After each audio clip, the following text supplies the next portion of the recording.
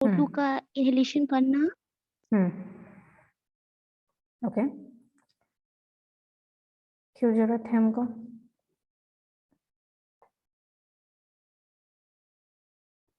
कुछ जरूरत होगा ना हमको, तभी हम इसका जरूरत पड़ा हमको रेस्पिरेटरी का।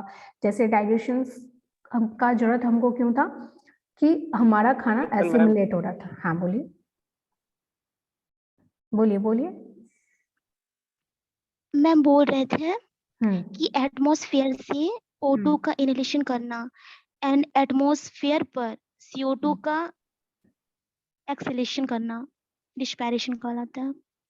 ओके, और क्या बोल रहे थे नीतीश आप?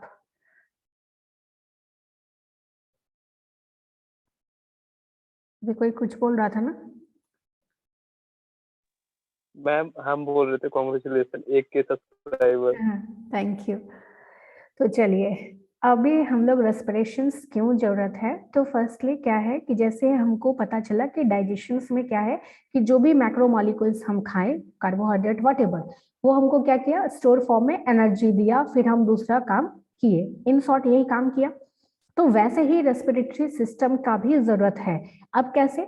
ये जो टूटेगा फूड, जो भी हमारा फूड टूट रहा है डाइजेशंस में, तो यहाँ पे उसको रेस्पिरेशंस की जरूरत है। वो जो कंबशन हो रहा है जिसके कारण न्यूट्रिएंट्स निकल रहा है, वहां पे हमको रेस्पिरेशंस की जरूरत है। और जो हम सांस ले रहे हैं दैट इज ब्रीथिंग। दोनों अलग अलग चीजें, रेस्पिरेशन अलग है, ब्रीथिंग अलग है। हम एक एक करके पढ़ेंगे। तो मेनली स्टार्ट करते हैं थोड़ा इंट्रोडक्शन से कि रेस्पिरेटरी सिस्टम क्या है। वो सारा ऑर्गन जो हेल्प कर रहा है हमको ऑक्सीजन को इनहेल में और एक्सेल करने में कार्बन डाइऑक्साइड को। हम यही करते हैं जनरली, हम यही जानते हैं ना, ब्रीथिंग करते हैं, हम सांस लेते हैं तब हम जिंदा हैं। तो ऑक्सीजन हम लेते हैं और कार्बन डाइऑक्साइड्स को हमारे अपने बॉडी से बाहर निकालते हैं। तो ये जो प्रोसेस है दैट इज ब्रीथिंग। और इसमें जितने भी ऑर्गन्स इन्वॉल्व हैं वो हमारा रेस्पिरेटरी सिस्टम। मैम आपकी वॉइस नहीं आ रही है। नहीं आ रही है? सभी को नहीं आ रही है कि सिर्फ आपको नहीं आ रही है? आवाज आ रही है? कम आ रही है। कम आ रही है? अब सही है मैम। ओके ठीक है। तो रेस्पिरेटरी सिस्टम में वो सारे ऑर्गन्स जो इन्वॉल्व होते हैं ब्रीथिंग के लिए, ठीक है। तो अब ये ब्रीथिंग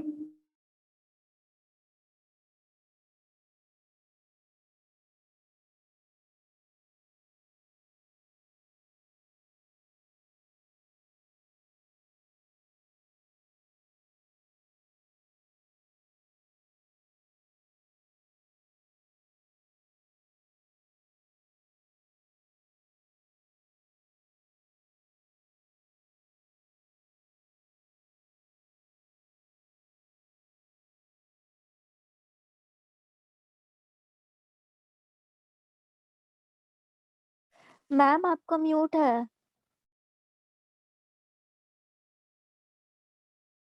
ओके। तो रेस्पिरेटरी सिस्टम क्या है कि वो सारे ऑर्गन्स जो भी इन्वॉल्व हो रहे हो ब्रीथिंग में दैट इज रेस्पिरेटरी सिस्टम। वो सारे सिस्टम अब जहां जहां से सांस हम ले रहे हैं, जो भी चीज हमको हेल्प कर रहा है, तो अब कौन कौन हेल्प कर रहा है? तो नोज से जाएगा, फिर कोई एक पाथवे के साथ ट्रेकिया में गया, ब्रोंकाई में गया, लंग्स तक गया। तो लंग्स तक गया, तो ये जितने भी ऑर्गन जो भी इन्वॉल्व हो रहे हैं वो सारे हमारे रेस्पिरेटरी सिस्टम है। और इस ट्रैक को मेड होने के लिए क्या क्या चाहिए? जहां जहां से भी एयर पास हो रहा है वो सारे चाहिए, चाहे वो आपके नोज हो जाए, नोस्ट्रिल्स हो जाए, नेजल चैम्बर्स हो जाए, लेरिंग्स हो जाए, फेरिंग्स हो जाए, एपिग्लॉटिस हो जाए, ट्रैकिया हो जाए, ब्रोंकियोल्स हो जाए, ब्रोंकी हो जाए, एल्विलाई हो जाए और लंग्स हो जाए, ये सारा। अब जो रेस्पिरेटरी सिस्टम है इसमें क्या क्या पढ़ना है? सिर्फ सांस लेना ही नहीं पढ़ना है, ब्रीथिंग ही नहीं पढ़ना है, इसमें रेस्पिरेशंस भी पढ़ना है। तो अब ये जो रेस्पिरेशंस है वो क्या है, गैसियस एक्सचेंज कैसे हो रहा है हमारे बॉडी में। तो सिर्फ हम सांस ले रहे हैं, सिर्फ सांस बाहर निकल रहा है, ऐसा नहीं है। सारे सेल्स तक भी वो गैसियस एक्सचेंज हो रहा है, ब्लड स्ट्रीम से बॉडी टिश्यूज में जा रहा है, या हम जो बोल रहे हैं, या ऑल्फैक्शंस हो रहा है, मतलब जो हम ऑल्फैक्ट्री जो हमारा सेंसेस है जिससे हम स्मेल करते हैं कोई भी चीज को, जैसे आप खाना खाते नहीं है, कभी कभी टेस्ट नहीं करके स्मेल करके आप पहचान जाते हैं, तो वो सारा चीज हम इस चैप्टर्स में पढ़ेंगे। तो अब यहाँ पे 2 चीज वर्ड यूज हुआ, फर्स्ट क्या हुआ, ब्रीथिंग, दूसरा रेस्पिरेशंस। तो इन दोनों के बारे में हम जानेंगे, इन दोनों चीज क्या है। तो सबसे पहले ब्रीथिंग क्या होता है कि जो भी चीज सांस आप ले रहे हैं, फिर सांस जो भी छोड़ रहे हैं, दैट इज ब्रीथिंग। और इसमें क्या हो रहा है कि जितने भी रेस्पिरेटरी ऑर्गन्स हैं वो लग रहे हैं, चाहे वो आपके नोज हो जाए, नोस्ट्रिल्स हो जाए, नेजल चैम्बर्स हो जाए, फेरिंग्स, एपिग्लॉटिस, व्हाटएवर, टोटल चीज। तो ये ब्रीथिंग प्रोसेस है। दूसरा क्या है कि रेस्पिरेशन एक तरह का बायोकेमिकल प्रोसेस है। अब ये बायोकेमिकल प्रोसेस है तो क्या करेगा, तो ये जो हम ऑक्सीजन ले रहे हैं, जो भी ले रहे हैं और कार्बन डाइऑक्साइड छोड़ रहे हैं, तो ये जो ऑक्सीजन है ये कंबशंस का काम करता है। हमारा बॉडी में जितने भी मैक्रोमोलिक्यूल्स हमने खाए थे, जो भी ऑर्गेनिक कंपाउंड्स था, वो क्या होगा कि टूटेगा तो जो भी फिजिकल एक्टिविटीज में जो भी एनर्जी रिलीज होगा, व्हाटएवर जो भी चीज रिलीज होगा, तो उस एक प्रोसेस को हम लोग बोलते हैं रेस्पिरेशंस। ठीक है, तो अब हम दोनों को कंपैरिजन करके देखते हैं कि दोनों का कंपैरिजन क्या है, रेस्पिरेशंस क्या है, ब्रीथिंग क्या है। अभी तक कब आपको लग रहा होगा कि रेस्पिरेशंस यही है, जो हम सांस ले रहे हैं ये रेस्पिरेशंस ही है, लेकिन जो हम सांस ले रहे हैं और सांस छोड़ रहे हैं ये ब्रीथिंग है। रेस्पिरेशंस दूसरा चीज है जो हमारे सेल्स के अंदर हो रहा है, जो माइटोकॉन्ड्रिया के अंदर जाके जो भी चीज टूट रहा है उसे जो एनर्जी मिल रहा है, दैट इज रेस्पिरेशंस। तो हम एक एक करके दोनों को कंपैरिजन करके देखते हैं क्या क्या है। तो ब्रीथिंग और रेस्पिरेशंस में कंपैरिजन करेंगे, अंतर देखेंगे क्या क्या है। तो ये क्या है कि बायोफिजिकल प्रोसेस है जिसमें सिर्फ क्या हो रहा है, इनहेल कर रहे हैं और एक्सहेल कर रहे हैं, बस इतना ही कर रहे हैं हम ब्रीथिंग में। और रेस्पिरेशंस में क्या है कि बायोकेमिकल प्रोसेस है। बायोकेमिकल प्रोसेस इसलिए है क्योंकि लिविंग थिंग्स का यूज हो रहा है, हमारे अंदर हो रहा है, इसलिए बायो है। केमिकल्स में कम्बशंस हो रहा है, ऑक्सीडेशंस हो रहा है, और बहुत सारे एंजाइम्स के कारण ये कम्बशंस हो रहा है, इसीलिए ये बायोकेमिकल प्रोसेस है। और उसके बाद यहाँ पे क्या हो रहा है कि एनर्जी का रिलीज हो रहा है कोई भी चीज से, कोई भी मैक्रोमोलिक्यूल्स जो भी टूट रहा है उस वजह से क्या हो रहा है कि रेस्पिरेशंस की वजह से क्या हो रहा है कि हमको एनर्जी मिल रही है। अब ब्रीथिंग का जब आप प्रोसेस में जाएंगे तो सिर्फ 2 प्रोसेस है, सांस लेना, इनहेल करना, दूसरा सांस छोड़ना। लेकिन जब से रेस्पिरेशंस में जाएंगे तो यहाँ पे मेटाबॉलिज्म वाला पार्ट्स आ जाता है, एनाबॉलिज्म प्लस कैटाबॉलिज्म, तोड़ना या जोड़ना। तो इसमें क्या क्या स्टेप्स आ गया, ग्लाइकोलाइसिस आ गया, क्रेब्स साइकिल हो गया, एटीएस साइकिल आ गया। तो ये जो है ग्लाइकोलाइसिस है, क्रेब्स साइकिल है और इलेक्ट्रॉन ट्रांसपोर्ट चेन है, ये एक प्रोसीजर है, ऐसा नहीं है कि एक सिंपल, ये बहुत ही वास्ट प्रोसेस है। जैसे ग्लाइकोलाइसिस है तो ग्लूकोज टूटता है, क्या चीज में टूटेगा, पायरुविक एसिड में टूटेगा। तो पायरुविक एसिड में कब टूटेगा, जब ऑक्सीजन का प्रेजेंस होगा। तो जैसे ऑक्सीजन हमको कहाँ से मिला, ब्रीथिंग से मिला। दोनों एक दूसरे का पूरक, ऐसा नहीं है कि ब्रीथिंग के बिना हो जाएगा। अगर आपके बॉडी में जैसे ही ऑक्सीजन का कमी होगा तो ये जो ग्लाइकोलाइसिस में जो हमारा स्टोर्ड फॉर्म ऑफ ग्लूकोज है, वो जो पायरुविक एसिड में टूट रहा है, वो क्या चीज में टूट जाएगा, लैक्टिक एसिड में।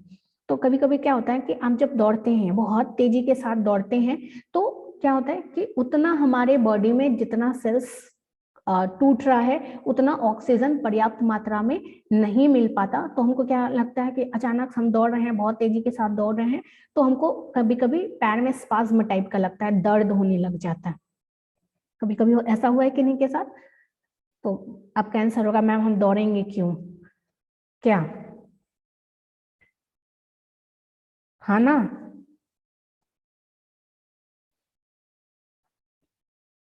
सुन रहे हो तुम लोग? ओके, आवाज आ रही है? आवाज बिल्कुल नहीं आ रही, मैम, कट आपकी गया। कट क्या रही है? अच्छा, आवाज ही नहीं जा रही है, ओके। अच्छा कोई बात नहीं, फिर आप YouTube पे देख लेंगे, ठीक। नो भी जाता है। शायद नेटवर्क प्रॉब्लम है, इसलिए एक बार हम निकल भी गए हैं। अच्छा, क्या ही कर सकते हैं इसमें। ओके, तो रेस्पिरेशंस में क्या है कि जैसे ग्लाइकोलाइसिस एक प्रोसीजर है, क्रेब्स साइकिल भी प्रोसीजर है और ईटीएस भी प्रोसीजर है, एक वास्ट प्रोसीजर है। तो ग्लाइकोलाइसिस में क्या होता है कि हमारे बॉडी में जो स्टोर फॉर्म ऑफ ग्लाइकोजन है, ग्लूकोज है, वो टूटता है। तो क्या चीज में टूटेगा, इधर पायरुविक एसिड, अगर ऑक्सीजन का प्रेजेंस हो तो जनरली हमारे बॉडी में ऑक्सीजन का प्रेजेंस होता है नॉर्मल कंडीशन में, तो पायरुविक एसिड में टूटा। क्रिटिकल कंडीशंस में, जब मान लीजिए आप दौड़ रहे हो, बहुत भाग रहे हो, तो उस कंडीशंस में क्या होता है कि ऑक्सीजन की मात्राएं कम हो जाती हैं, लेकिन टूटना तो है एनर्जी के लिए ग्लूकोज को, तो वो टूटती है लैक्टिक एसिड में, और वो जो लैक्टिक एसिड है वो थोड़ा पेनफुल होता है, दर्द करने लग जाता है, तो इसीलिए कभी आप बहुत तेजी के साथ दौड़ते हैं तो आपको दर्द होने लग जाता है। तो दूसरा स्टेप्स में क्या है, जैसे स्टेप्स की बात किया तो ब्रीथिंग में सिर्फ 2 स्टेप है, इनहेल करना और एक्सेल करना, लेकिन रेस्पिरेशंस में 3 अदर स्टेप्स आ जाते हैं। फर्स्टली ग्लाइकोलाइसिस, दूसरा क्रेब्स साइकिल और एटीएस। अगर आपके इसके बारे में भी टोटल जानकारी चाहिए कि ग्लाइकोलाइसिस क्या है, क्रेब्स साइकिल क्या है, एटीएस साइकिल क्या है, तो ये टोटल आपको बायोकेमिस्ट्री में आप पढ़ेंगे। अगर फिर भी इंस्टेंट जानना हो तो मेरे यूट्यूब पे भी ये तीनों चीज दिया हुआ है बायोकेमिस्ट्री वाले फोल्डर्स में, आप देखेंगे तो। और जब हम अब प्रोसेस का बात करते हैं, वॉलेंट्री है या इनवॉलेंट्री एक्शंस है, तो breathing normally voluntary plus involuntary actions दोनों है। कैसे कि हम जैसे गैस लिए, सांस लिए, तो सांस हम अपनी मर्जी से ही लेते हैं, आप खुद से सांस लेते हैं, उसको खुद से छोड़ सकते हैं। जब आप योगा करते हैं, खुद करते हैं, तो वॉलेंट्री है। लेकिन हमारे अंदर जो गैसेस एक्सचेंज हो रहा है वो इनवॉलेंट्री है। सेल्स जो भी ब्लड स्ट्रीम के बीच या सेल्स के बीच जो भी एक्सचेंज हो रहा है गैसेस, वो इनवॉलेंट्री है। तो इस टाइप से आप क्या कह सकते हैं कि जो ब्रीथिंग है वो दोनों प्रोसीजर है, वॉलेंट्री भी है, इनवॉलेंट्री भी है। अपने से भी आप कर सकते हैं और इनवॉलेंट्री जिस पे आपका कंट्रोल नहीं है वैसा भी है, दोनों प्रोसीजर सेम टाइम पे चलते रहता है। लेकिन रेस्पिरेशन पे आपका कोई अधिकार नहीं है। अगर रेस्पिरेशन पे आपका अधिकार होता, ये टोटली इनवॉलेंट्री इन एक्शंस है, तो आपका कोई भी साइकिल गड़बड़ नहीं होता। और यही साइकिल जब गड़बड़ होता है, इधर ग्लाइकोलाइसिस हो गया, क्रेब्स साइकिल हो गया, एटीएस साइकिल हो गया, तो हमारे बॉडी में क्या होता है कि एनर्जी की कमी हो जाती है, मेटाबॉलिज्म सही से नहीं होने लगता है। तो अगर ये हमारे कंट्रोल में रहता तो हम कभी बीमार नहीं पड़ते, हमारा मेटाबॉलिज्म टोटल सही रहता। तो रेस्पिरेशंस क्या है, इनवॉलेंट्री इन नेचर्स। यहाँ पे कब एंजाइम्स आके काम करेगा, कब कंबशंस में जाएगा, कब ऑक्सीडेशंस पे जाएगा, ये एंजाइमेटिक रिएक्शंस पे डिपेंड करता है, ये हमारे ऊपर नहीं काम करता है, इनवॉलेंट्री इन एक्शंस है। उसके बाद अब यहाँ पे क्या है, ब्रीथिंग का पर्पस क्या है, क्यों हम सांस लेते हैं, तो सांस हम इसीलिए लेते हैं ताकि हम पूरे पार्ट्स में, इवन हर एक सेल्स में, पूरा सर से बॉटम तक ऑक्सीजन पहुंचा पाए, हम अपने पूरे बॉडी में ऑक्सीजन पहुंचा पाए। और रेस्पिरेशंस इसीलिए होता है ताकि जो भी बड़ा मैक्रोमॉलिक्यूल्स है वो टूट सके, जो भी स्टोर्ड फॉर्म ऑफ फूड्स है वो कंबशंस के तहत टूट सके और उससे हमको लार्ज अमाउंट ऑफ एनर्जी मिल सके। जब एनर्जी की बात करते हैं तो ब्रीथिंग कोई एनर्जी प्रोवाइड नहीं करता, सीधा ऑक्सीजन देता है और रेस्पिरेशंस में हमको एनर्जी मिलता है। उसके बाद नेक्स्ट जब हम आते हैं तो ब्रीथिंग में कोई एंजाइम्स इन्वॉल्व नहीं है, लेकिन यहाँ पे बहुत ज्यादा एंजाइमेटिक एक्शंस होता है रेस्पिरेशंस में। हर एक पाथवे के लिए 1-2 एंजाइम्स चाहिए ही चाहिए होता है। उसके बाद अगर ऑर्गेन्स का बात करें तो रेस्पिरेशंस में बहुत सारे ऑर्गेन्स काम करते हैं, ब्रीथिंग में बहुत सारे ऑर्गेन्स काम करते हैं और रेस्पिरेशंस माइटोकॉन्ड्रिया में होता है, सिर्फ माइटोकॉन्ड्रिया ऑफ सेल्स में होता है। वही इसीलिए हम माइटोकॉन्ड्रिया को एनर्जी करेंसी ऑफ सेल्स बोलते हैं, क्योंकि वहां पे जाके टूटता है, कंबशंस होता है, एनर्जी जनरेट होता है, इसीलिए हम लोग माइटोकॉन्ड्रिया को एनर्जी करेंसी ऑफ सेल्स भी बोलते हैं। ब्रीथिंग एक्स्ट्रा सेलुलर प्रोसेस है, आउटसाइड सेल्स होता है, और रेस्पिरेशंस माइटोकॉन्ड्रिया ऑफ सेल्स में होता है, इसलिए ये एक तरह का इंट्रा सेलुलर प्रोसेस है। ठीक है, तो यहाँ तक में किन्हीं को कोई क्वेश्चंस है? आवाज ही नहीं गया। ओके नो मैम, आया आवाज मैम।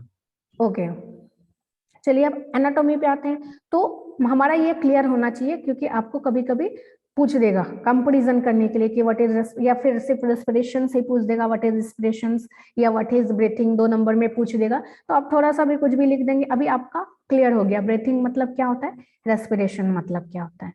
क्लियर है ये दोनों को? एक क्वेश्चन तो आप यहाँ से अटेम्प्ट कर लेंगे अगर आता है तो। Yes ma'am. ओके, अब एनाटॉमी में आते हैं। एनाटॉमी में क्या है, स्ट्रक्चर, क्या क्या रेस्पिरेशन में लग रहा है, कौन कौन ऑर्गन इन्वॉल्व है, दैट इज एनाटॉमी। तो एनाटॉमी की जब हम बात करते हैं तो सांस हम पहला कहाँ से स्टार्ट किए, नाक से, ऑब्वियस। तो नोज से स्टार्ट हुआ, तो नोज जब आप देखते हैं तो 2 नोस्ट्रिल्स है, एक बीच में सेप्टम्स है।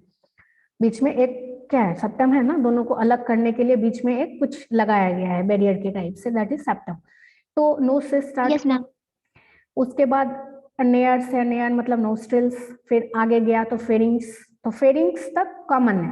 फेरिंग्स हमारे वहां पे भी था, क्या बोलते हैं, डाइजेस्टिव सिस्टम में भी था, जो आगे चल के एसोफेगस के साथ ज्वाइंट हो गया।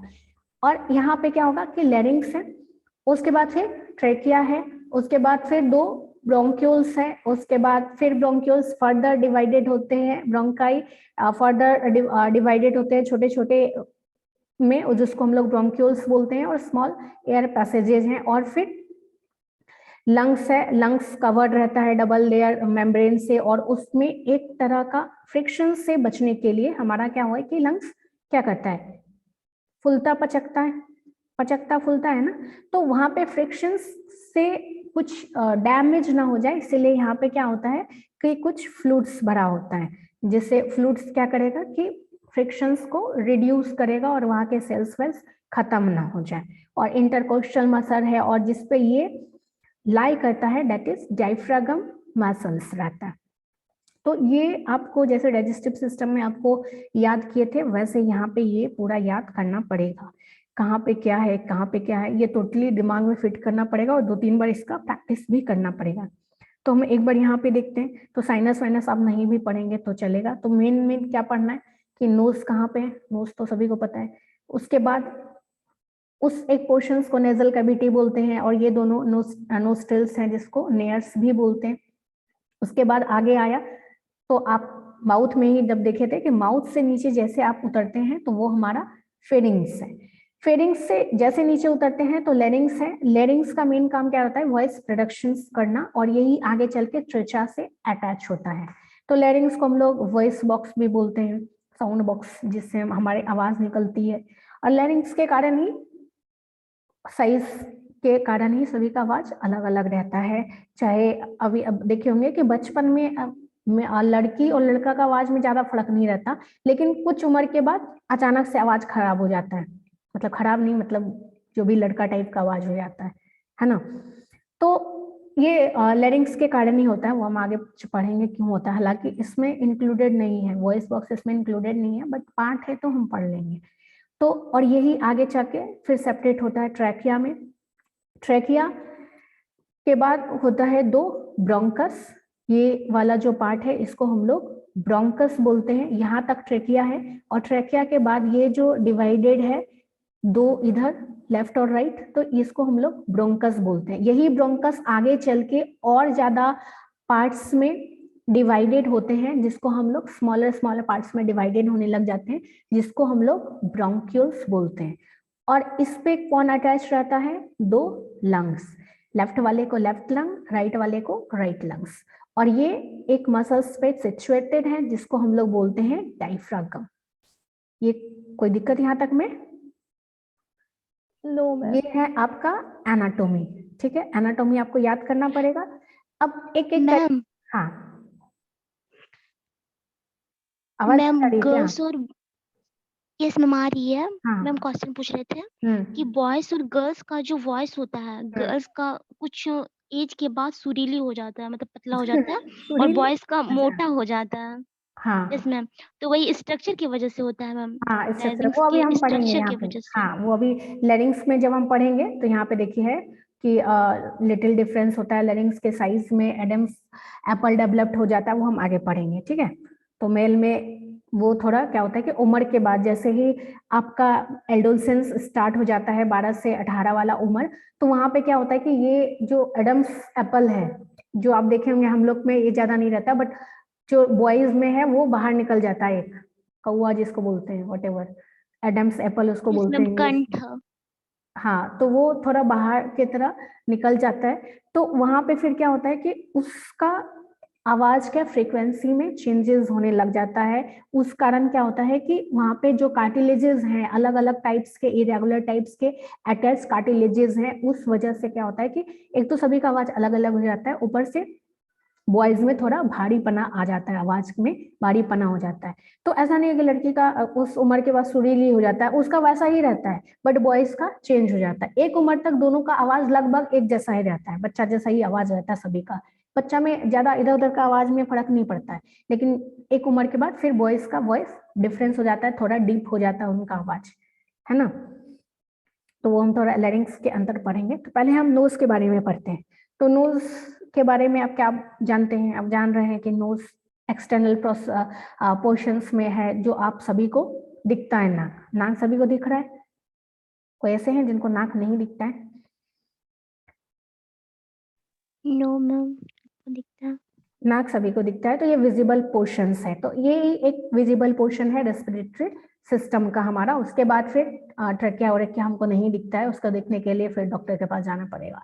तो अब यहाँ पे क्या है कि हमारे फेस पे लाई कर रहे हैं। फोरहेड हमारा जो ये क्या बोलते हैं, ग्लैबिला बोलते हैं ना इसको, ग्लैबिला और अपर लिप्स के बीच में सिचुएटेड है। अगर आपको एनाटॉमी लिखना है तो कहाँ सिचुएटेड है ये सब लिखना पड़ेगा। और ये वूमर है, वूमर बोन्स है, वूमर बोन्स के परपेंडिकुलर्स में नाक है। और नाक जो है उसके बीच में एक सेप्टम है, राइट, जिसको दो टाइप्स में डिवाइड करता है, राइट में और लेफ्ट में।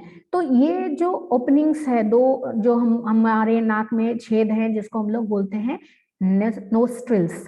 तो अब ये जो नोस्ट्रिल्स है उसमें हमारा क्या रहता है कि मेनली नोस्ट्रिल्स या नोज का क्या काम है? इनहेल करना, एयर को इनहेल करना। और एयर को सिर्फ इनहेल करना ही नहीं रहता है, इनहेल करना तो उसका प्राइमरी फंक्शन है। दूसरा, एयर को हमारे अकॉर्डिंग बनाना।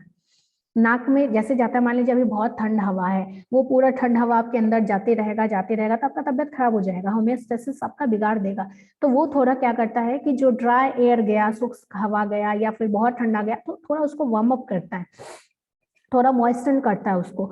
दूसरा क्या करता है कि टोटल चीज हमारे अंदर जा रहा है, तो हमारे नोज में थोड़ा थोड़ा हेयर्स रहते हैं। तो हेयर्स क्या करते हैं कि एयर को एक तो गर्म किया तो किया ही, दूसरा क्या करते हैं कि जितने भी डस्ट पार्टिकल्स हैं उसको ट्रैप करते हैं, या जो भी माइक्रोब्स हैं उसको ट्रैप करते हैं, उसको टोटली फिल्टर होके हमारे अंदर एयर जाता है। तो हेयर के अंदर जो नोज है उसका मेनली काम यही है। यहाँ तक में कोई दिक्कत? No ma'am. ओके। उसके बाद नेक्स्ट आते हैं हम लोग इंटरनल लेयर्स और फेरिंग्स तक। तो फेरिंग्स का भी काम यहाँ पे ज्यादा कुछ नहीं है। जैसे फेरिंग्स का काम हमारा स्टमक वाला में डाइजेस्टिव सिस्टम में पढ़े कि एक पाइपलाइन का काम कर रहा था, तो यहाँ पे भी वही काम है, इसका बहुत ज्यादा वर्क नहीं है। फेरिंग्स का थ्रोट जो है हमारा, उसका भी एक पासेस वे की तरह काम करता है। तो नेयर से लेके तो हमारा क्या है, माउथ में जुड़ा हुआ है फेरिंग्स, नाक में जुड़ा हुआ है, और फिर नीचे लेरिंग्स में जुड़ेगा या दूसरा इसोफेगस में जुड़ेगा। तो जब हम वर्टिब्युलर कॉलम पढ़ेंगे तो वहां पे देखेंगे कहाँ पे लोकेटेड है। तो ये 6 थोरैसिक वर्टिब्रा में लोकेटेड है। फिर वहां से ये एक इधर इसोफेगस में बाउंड होता है, दूसरे तरफ ये किसमें बाउंड होता है?